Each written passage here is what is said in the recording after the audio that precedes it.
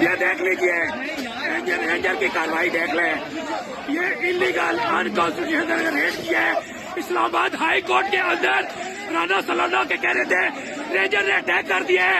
عمران خان صاحب bio matric کروانے آئے تھے لیکن یہ ڈنڈے سوٹے کر رہے ہیں. یہ سارے سامنے آپ پہ نظر آ رہے ہیں. اس وقت پوری رینجر نظر آ رہی ہے اس وقت آپ کو سامنے. یہ اس وقت رینجر آ رہی ہے. ظلم و ستم ہے پاکستان میں ماشاء اللہ نہیں.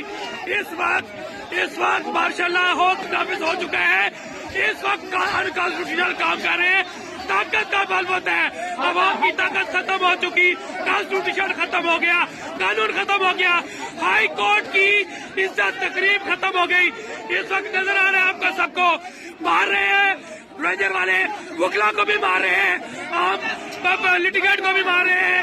اس وقت لیڈرز کو بھی مار رہے ہیں. میں ایک پرومو طریقے سے ویڈیو بنا رہا ہوں. مجھے بھی پیچھے سے دھکم پیل کر رہے ہیں لیکن میں اب آئین اور قانون کے ساتھ کھڑا ہوں. اور یہ دیکھ لیجیے یہ مارنے کے لیے یہ دیکھ لیجیے اس وقت ابھی تک رینجر بایو میٹرک والے کمرے میں گھسی ہوئی ہے.